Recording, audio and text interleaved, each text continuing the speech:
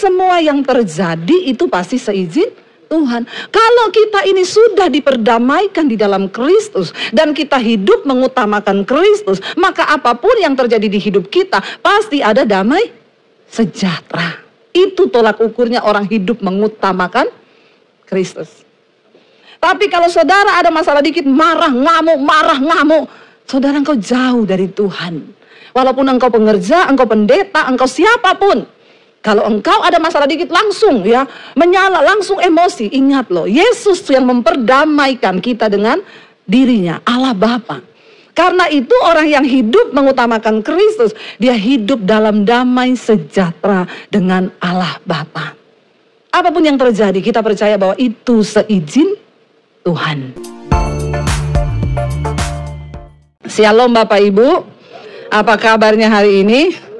Luar biasa ya, bukan karena kita tidak ada masalah, tetapi karena memang Tuhan itu luar biasa. Iya, Bapak Ibu, tema firman Tuhan hari ini adalah hidup mengutamakan Kristus ya. Banyak orang bisa berkata bahwa dia hidup mengutamakan Kristus, tapi seperti apa hidup mengutamakan Kristus? Kita tentunya akan belajar dari firman Tuhan. Mari buka bersama Kolose pasal yang pertama.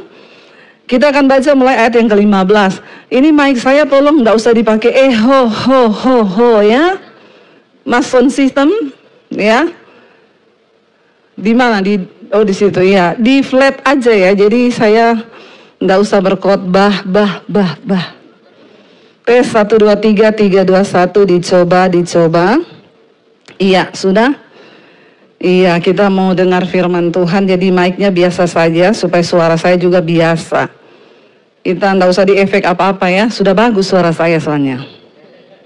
Kita buka bersama yuk Kolose pasal yang pertama ayat yang ke-15. Firman Tuhan berkata begini, Ia adalah gambar Allah yang tidak kelihatan, yang sulung, lebih utama dari segala yang diciptakan. Dikatakan bahwa Kristus itu gambarnya Allah, saudara. Manusia itu membutuhkan gambar. Iya Pak, iya. Zaman perjanjian lama Tuhan itu mukanya enggak berwujud. Allah itu tidak nampak.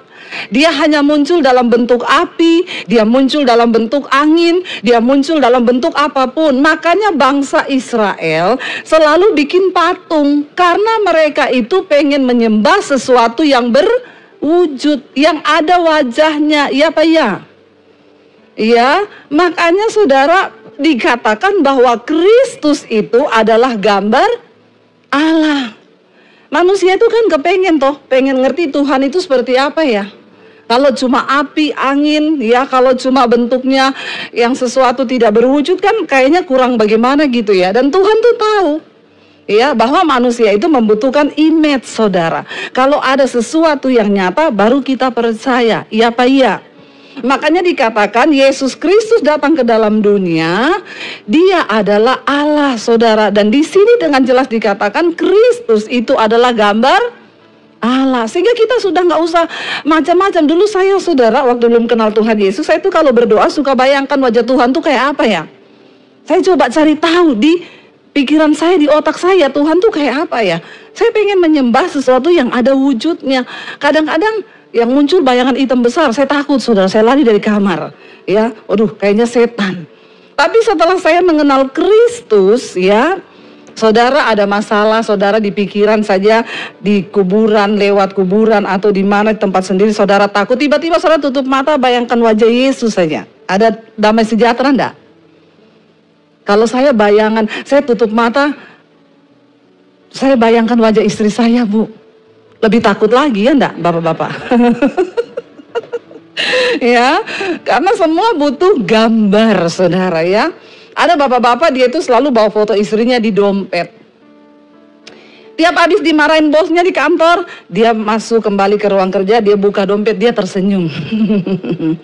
Lalu teman-temannya penasaran, dia ini tiap habis dimarah kok tersenyum, lihat dompet gitu ya.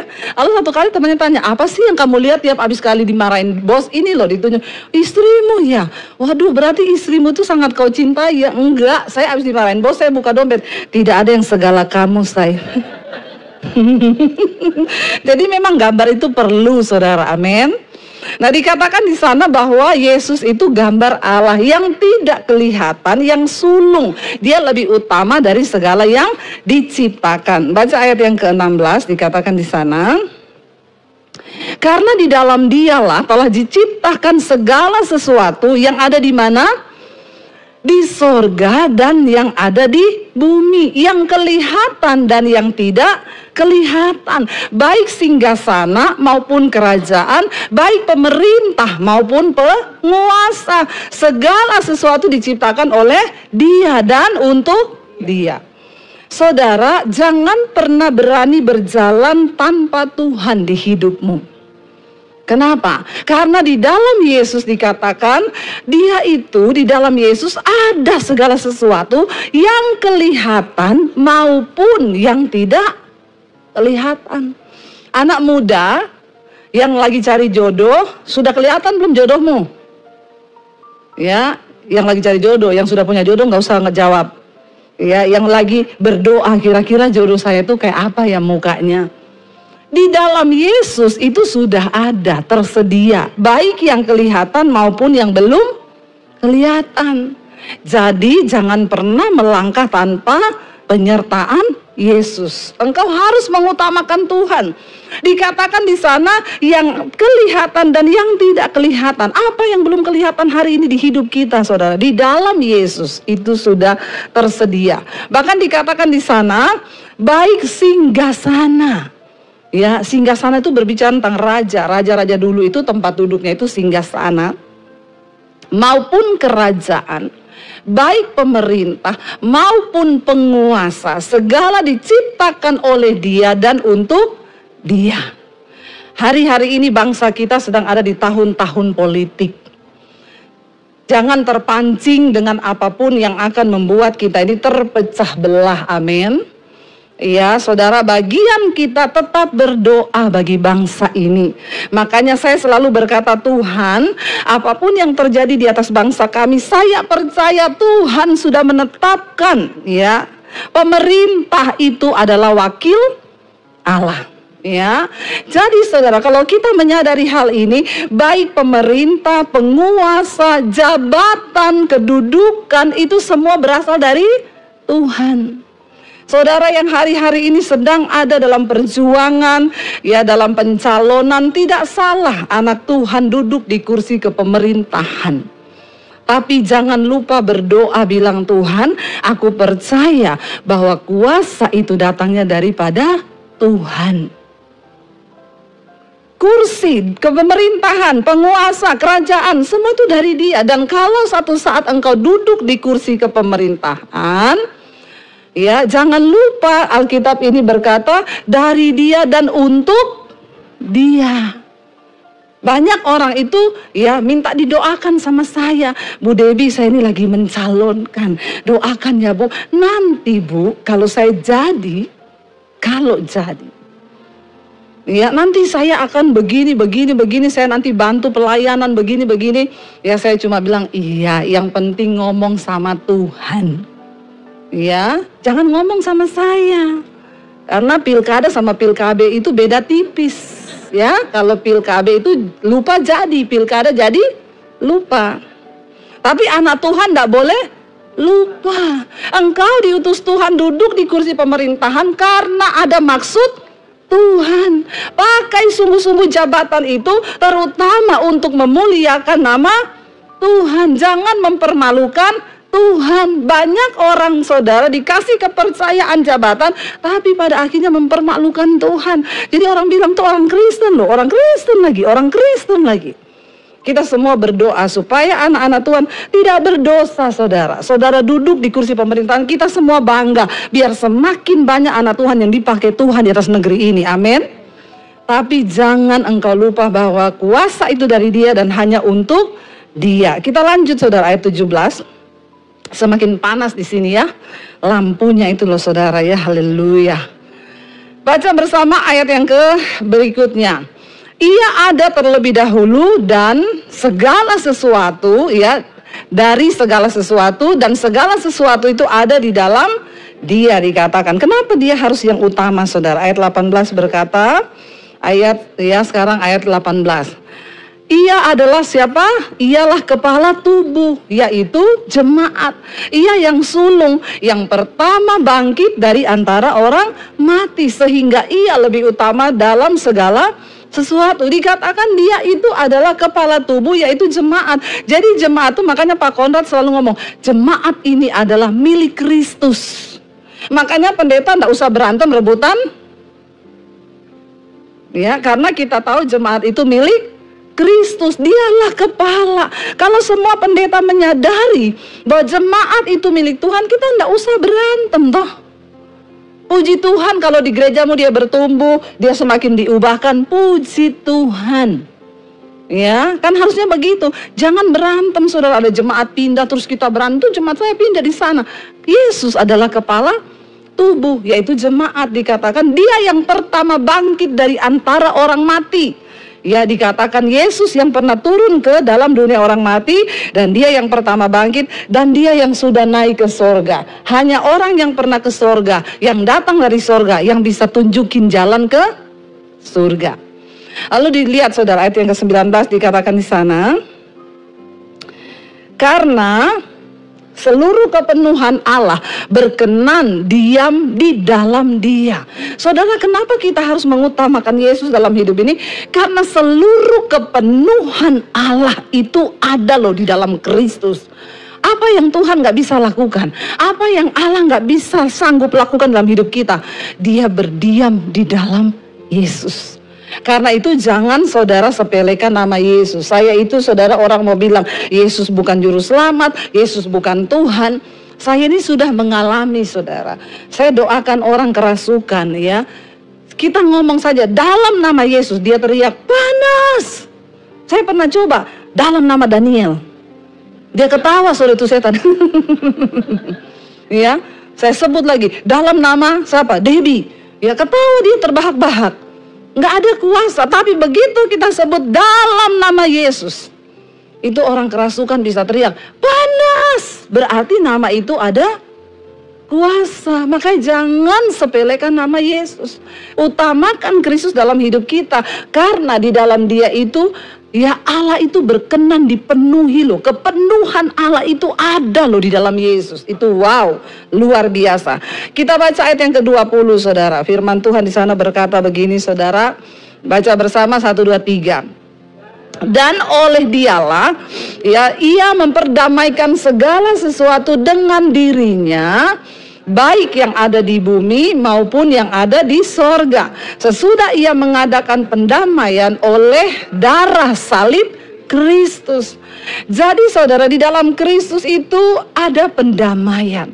Manusia yang paling sial di dunia ini adalah orang yang hidupnya itu bermusuhan dengan Tuhan. Ya, itu engkau paling sial hidupmu. Hati-hati saudara, jangan sampai kita ini punya agama tapi ternyata kita ini bermusuhan dengan Tuhan. Dikatakan di dalam Yesus itu ada perdamaian. Lewat darah Yesuslah hidup kita diperdamaikan dengan Allah. Lewat Kristuslah kita menerima kasih karunia. Tanpa kasih karunia hidup kita ini celaka saudara. Orang yang bermusuhan dengan Tuhan artinya apa? Hidupnya di bawah kutuk, hidupnya tidak menerima anugerah, dia berada di bawah kutuk dosa dan percuma semua yang kita lakukan. Tetapi dikatakan di dalam nama Yesus itu ada perdamaian. Kita ini diperdamaikan. Yesus memperdamaikan segala sesuatu itu dengan dirinya. Saudara, orang itu kalau hubungannya dengan Tuhan rusak, dengan sesama juga pasti rusak, ya. Orang itu kalau hubungannya dengan Tuhan rusak, maka dia tuh sama sesama itu pasti rusak ya. Suami kalau hubunganmu dengan Tuhan rusak, tidak diperdamaikan, maka hubunganmu dengan istri dan anak-anak juga rusak. Ya, coba saudara kita cek saudara, orang yang hidup jauh dari Tuhan, tidak mungkin hidupnya itu membawa damai sejahtera, tidak mungkin. Ya, apa dikit marah, apa dikit meledak, apa dikit itu namanya orang belum hidup dalam damai sejahtera. Tolak ukur kita ini diperdamaikan dengan Allah Bapa lewat Kristus itu apa? Waktu hidup kita ini penuh damai sejahtera. Dalam segala perkara kita bisa mengucap bersyukur, baik dalam keadaan yang buruk maupun dalam keadaan yang baik, apapun juga kita ini mampu bersyukur. Orang yang hidup mengutamakan Tuhan itu dia bisa berdamai dengan segala keadaan. Saya ini mau bersaksi saudara, tadi pagi itu peristiwa yang sangat konyol di hidup saya ya. Jadi saudara, saya itu baru pulang kemarin ya, masih jet lag saya ini. Ya sekali-sekali lah ya ngomong jet lag gitu ya saudara, biar ketahuan baru dari luar negeri gitu ya. Kita kemarin ke Armenia, Georgia ya, ke Turki saudara. Kita pergi ke Gunung Ararat, di mana tempat Bahtera Nuh itu tersinggah waktu selesai air bah ya. Luar biasa pengalamannya. Lalu saya itu hari ini jadwal saya pelayanan tuh di Bogor sama di Sentul ya. Saya rupanya ada miss ya. Saya itu ngomong ke sekretariat, Bu, saya tanggal 26 itu hanya bisanya sore ya, pagi enggak bisa. Mungkin ya namanya manusia saudara, manusia itu ya bisa lah, semua orang bisa berbuat salah ya. Jadi sekretaris itu dia bayangannya itu tanggal 12, padahal saya tulis tanggal 26. Saya ngomong ke suami saya tadi malam, aduh pelayanannya besok pagi jam 7 di Bogor ya. Iya, kita ini masih jet lag, jam 00 belum ngantuk saudara. Saya bilang ayo tidur, paksain tidur. Akhirnya kita tidur lah ya. Barusan tidur sebentar, lampu mati. Saya kebangun panas, saya kok mati lampu, lihat dulu ternyata begensernya turun, dinaikin saudara. Habis itu nggak bisa tidur, lalu tertidurlah ya, waker bunyi jam 5, ya bangun kita mandi. Semangat saudara ke Bogor ya, suami saya bilang semangat melayani Tuhan. Sampai sana saya masuk saudara, duduk ya, tiba-tiba yang koordinator di sana berdiri ngomong gini, Bu Debbie, hari ini kan ibu nggak jadwal di sini, ibu kan cancel. Saya kaget, hah? Saya nggak dikasih tahu kalau saya cancel Pak. Enggak, ini sudah ada pembicara lain. Saya, hah? Konyol enggak saudara? Ya, itu luar biasa loh. Saya bilang, hah? Tapi saya enggak ada pemberitahuan tuh. Enggak, katanya ibu cancel. Jadi ya udah saya pamit. Oh ya udah Pak, nggak apa-apa Pak, saya pulang saudara. Kalau saudara jadi saya, ya sukacita atau marah? Ya, sudah berjuang bangun ngantuk setengah mati. Ya, lalu pulang saudara, saya telepon ibu gembala, bapak gembala minta maaf. Aduh Bu, maaf Bu, makanya saya itu sudah curiga loh. Wong tanggal 12 itu kata Bu gembala, ibu yang kasih saya, katanya ibu kosong, kenapa tiba-tiba di cancel? Ya lalu ibu gembala bilang, saya bilang ibu kenapa nggak telepon saya waktu dengar saya cancel? Saya mau telepon ibu, tapi Pak Gembala itu kan orangnya pekewo, ngomong nggak usah lah kalau memang Bu Debbie cancel ya biarin aja, mungkin ada ada urusan yang lebih penting. Ternyata saudara ya miss di situ. Ya secara manusia itu saya emosi, suami saya itu bilang kok bisa gitu ya? Ya udah kita pulang yuk. Ya dia bilang oh iya Bu, di Ayun juga cancel, bukan ibu, pembicara sudah ada juga di sana. Iya terima kasih ya Pak ya. Saudara, disitulah kita nih ditentukan ya bagaimana kita ini hidup mengutamakan Kristus atau tidak. Saya tuh ngomong ke suami saya gini, say, semua yang terjadi di hidup kita ini seizin Tuhan. Ya, jadi kita ndak boleh marah. Berarti ada maksud Tuhan. Ya kadang kita tidak mengerti maksud Tuhan itu. Ya, tapi saya juga percaya ya disinilah juga kita dituntut untuk rendah hati. Nggak apa-apa, kita terima ini. Ya sudah berarti kita pulang. Jadi saya sukacita, saya damai sejahtera aja. Ya, nggak ada yang membuat saya tuh terus kehilangan damai. Terus ya udah, nggak usah lagi ya, di Bogor nggak usah terima. Ya karena semua yang terjadi itu pasti seizin Tuhan. Kalau kita ini sudah diperdamaikan di dalam Kristus dan kita hidup mengutamakan Kristus, maka apapun yang terjadi di hidup kita pasti ada damai sejahtera. Itu tolak ukurnya orang hidup mengutamakan Kristus. Tapi kalau saudara ada masalah dikit marah ngamuk, saudara engkau jauh dari Tuhan. Walaupun engkau pengerja, engkau pendeta, engkau siapapun. Kalau engkau ada masalah dikit langsung ya menyala, langsung emosi. Ingat loh, Yesus yang memperdamaikan kita dengan dirinya, Allah Bapa. Karena itu orang yang hidup mengutamakan Kristus, dia hidup dalam damai sejahtera dengan Allah Bapa. Apapun yang terjadi, kita percaya bahwa itu seizin Tuhan. Mampukah engkau berkata begitu? Waktu engkau ditipu orang, engkau bilang terima kasih Tuhan. Ini pasti Tuhan izinkan. Apa maksud Tuhan di balik peristiwa ini? Amin. Nggak ada amin loh. Ya, jangan cuma ngomong-ngomong di mulut. Iman kita itu harus berbuah, saudara. Kita lihat ayat yang berikutnya, ayat 21. Ya, dikatakan di sana, ya juga kamu yang dahulu hidup apa? Jauh dari Allah. Dan yang memusuhinya dalam hati dan pikiran seperti yang nyata dari perbuatanmu yang jahat. Dikatakan ayat yang berikutnya, sekarang diperdamaikannya di dalam tubuh jasmani Kristus oleh kematiannya. Untuk apa? Menempatkan kamu dan tidak bercacat celah, kudus dan tak bercela, tidak bercacat di hadapan Tuhan. Saudara, ya, orang yang sudah diperdamaikan dengan Tuhan dikatakan dulu kita ini semua memusuhi Tuhan dalam hati dan pikiran kita yang jahat. Jadi kalau hari ini hati dan pikiran kita masih jahat, engkau masih bermusuhan dengan Tuhan loh, saudara. Ya, mari kita belajar. Waktu ada orang jahatin kita, keluarga kita jahatin kita, mampukah engkau berkata semua yang terjadi itu seizin Tuhan? Ketika engkau diperdamaikan di dalam Kristus dengan Bapa di sorga, maka tidak ada yang bisa lagi mencabut damai sejahteramu. Makanya Roma 14 ayat 17 bilang, sebab kerajaan Allah itu bukan makanan, minuman, pakaian, depositmu, tetapi kebenaran, damai sejahtera dan sukacita oleh Roh Kudus. Walaupun engkau kaya, walaupun engkau sukses, kalau engkau tidak punya tiga hal ini, kebenaran, damai sejahtera, sukacita, engkau belum diperdamaikan dengan Tuhan. Itu yang menjadi tolak ukur dalam hidup kita. Anak muda hari-hari ini cari Tuhan. Tantangan hidup ke depan ini semakin berat. Ya, kita lihat sekarang ya. Udah banyak robot-robot ya yang diciptakan bisa menggantikan tenaga manusia loh ya. Bahkan sudah jadi ya di konser-konser mereka jaga keamanan. Saya lihat itu, saudara, mengerikan sih ya. Kita melihat hari-hari ini tantangannya ke depan akan semakin berat.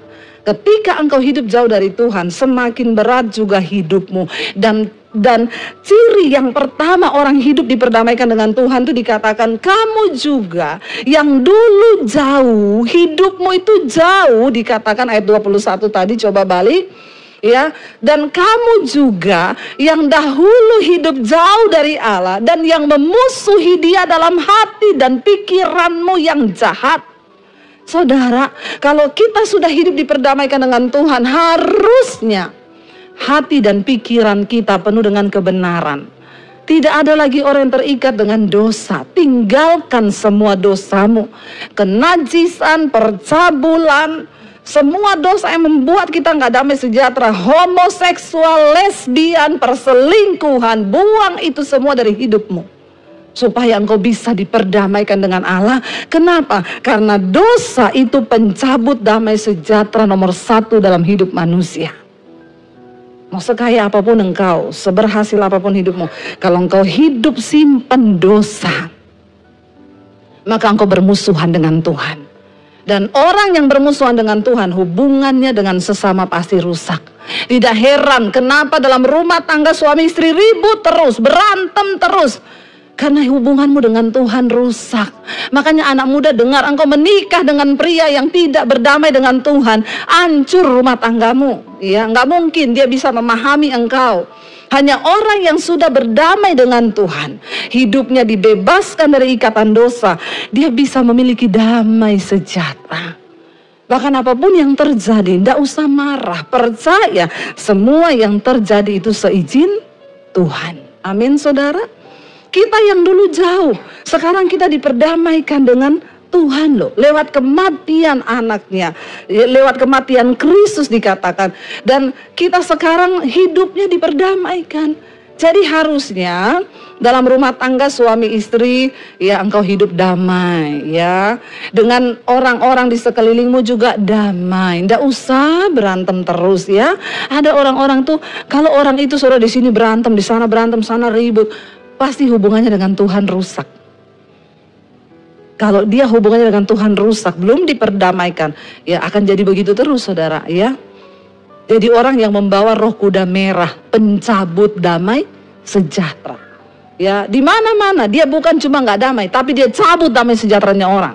Kalau dia datang orang lagi ketawa, langsung jadi tidak tertawa. Ini artinya engkau pencabut damai sejahtera. Bapak-bapak, engkau pulang ke rumah, anakmu lagi senyum, tiba-tiba kau masuk semua tegang. Nah, engkau membawa roh kuda merah itu, pencabut damai sejahtera. Berarti hidupmu belum diperdamaikan dengan Tuhan. Lalu ayat yang berikutnya saudara dikatakan, kita baca ayat 20 ya, nah itu dikatakan sebab itu. Nah 23 kita baca bersama saudara. Sebab itu kamu harus bertekun dalam iman dan tetap teguh, tidak bergoncang, dan jangan mau digeser dari pengharapan Injil yang telah kamu dengar dan yang telah dikabarkan di seluruh alam di bawah langit, dan yang ya dikatakan Paulus, aku ini Paulus telah menjadi pelayannya. Kalau saya ngomong dan aku ini loh Debbie Basir telah menjadi pelayan dari Injil itu. Saudara, kita semua ini terpanggil untuk menjadi pemberita Injil. Saya kemarin pergi ke Georgia dan Armenia saudara. Ya tadinya saya pikir itu negara mana ya. Karena harusnya kami berangkat ke Israel. Tapi di reschedule ke bulan Januari ya, Israel masih belum kondusif. Lalu saya itu kan sudah mengosongkan waktu, tiba-tiba teman saya ajak saya, Bu kita mau ke Armenia ini, ikut yuk ya, masih ada seat ya. Akhirnya ya saya diajak, saya ikut saudara ke sana. Saya bilang, itu Armenia di negara mana ya Pak? Udah ikut aja lah, makanya ibu biar tahu. Kita berangkat saudara. Georgia, Armenia itu negara, jadi setelah air bah terjadi, ya, Bahtera Nuh itu tersangkut di pegunungan Ararat, ya. Wah, saya tuh kagum lihat gunung Ararat itu, di ujungnya ada salju. Kita pergi ke sana. Jadi bagaimanapun juga tempat itu adalah tempat yang bersejarah, sangat bersejarah. Itu adalah peradaban manusia yang kemudian dimulai sejak peristiwa air bah. Kenapa loh Tuhan memilih? Saya bilang sama suami saya waktu ada di sana, kenapa Tuhan pilih di Ararat ini ya? Kenapa enggak di Gunung Merapi ya? Atau di Gunung Bromo? Itu perahu tersangkut saudara. Pasti ada rencana Tuhan. Dan bukan secara kebetulan negara Georgia itu adalah satu negara yang ya penduduk Kristennya itu 80% saudara.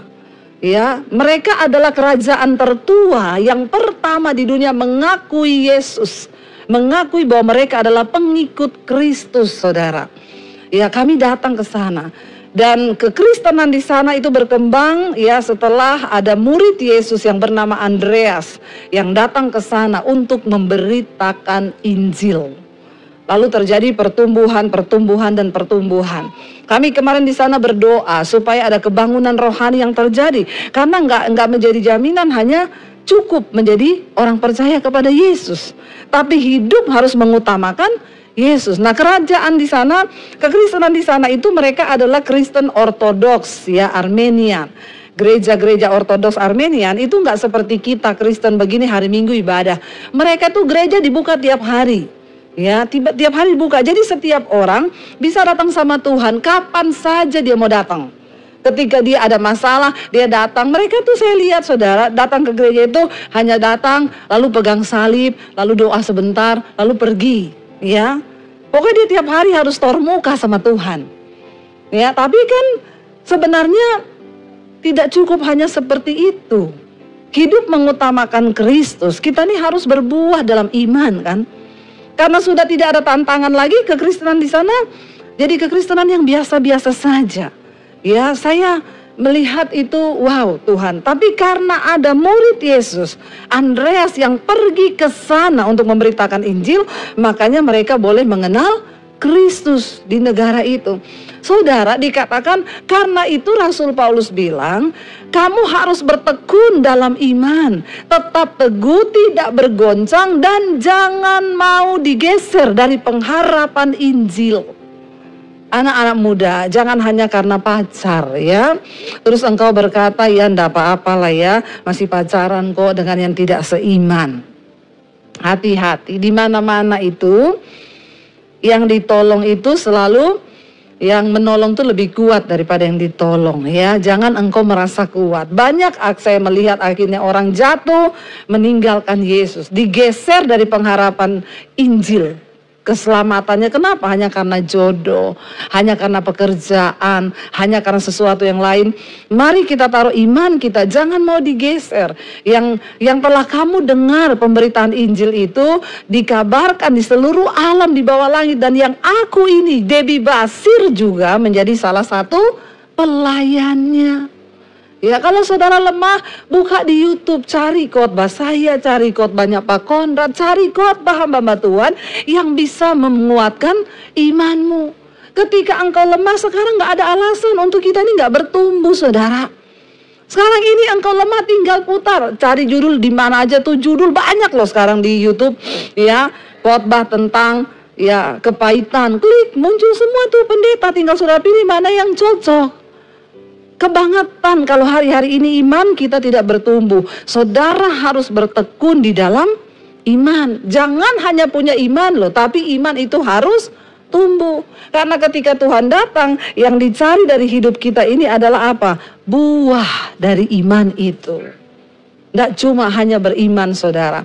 Dikatakan di sana ayat 24, kita lanjut saudara, kita lihat apa kata firman Tuhan. Ya, dan sekarang aku bersuka cita, ya, kata Rasul Paulus, ya. Sekarang aku bersuka cita bahwa apa? Aku boleh menderita karena kamu, ya, dan menggenapkan dalam dagingku apa yang kurang pada penderitaan Kristus untuk tubuhnya, yaitu jemaat. Saudara, kita berdoa. Ketika kita hidup mengutamakan Kristus, kita percaya kita juga diberi kekuatan untuk menderita bersama-sama dengan Dia. Saya berdoa dalam segala keadaan apapun, mari kita semakin bertumbuh dalam iman. Ya, ingat, engkau harus hidup dalam damai sejahtera. Karena salah satu ciri utama orang diperdamaikan dengan Kristus, hidup mengutamakan Kristus, harus ada damai sejahtera dan sukacita di dalam hatimu. Coba lihat kanan kirimu, bilang, hidup dengan sukacita ya, sambil kasih senyum coba ya. Sekarang ini orang senyum aja susah loh saudara ya. Terutama suami istri ya. Lihat-lihatan, bilang istri lihat suaminya, suami lihat istrinya. Ya, jangan cuma melengos. Ya, lihat tatap dengan penuh arti mata istri dan suamimu. Ya, coba bilang, say, kita hidup damai sejahtera ya. Coba lihat-lihatan, jangan lihat istri orang, lihat istrimu sendiri. Jangan lihat suami orang, lihat suamimu. Ya, ada loh orang itu udah nggak bisa lihat-lihatan loh. Di gereja saya suruh lihat, enggak mau loh. Benar-benar itu orang, kamu itu lagi bermusuhan dengan Tuhan. Masa sama istri apa suami aja suruh lihat-lihatan? Enggak bisa loh saudara. Sampai saya dari atas mimbar saya pelototin, ayo lihat istrimu, lihat suamimu. Tetap gini. Bagaimana engkau bisa hidup mengutamakan Kristus? Kau saja belum ada damai sejahtera. Ya, mari kita semua terus berubah saudara. Ya, dan hidup mengutamakan Kristus. Saya undang para imam musik maju ke depan. Kita mau merenungkan firman ini. Kita bangkit berdiri bersama. Kita mau katakan di hadapan Tuhan satu pujian yang terutama di dalam hidup ini.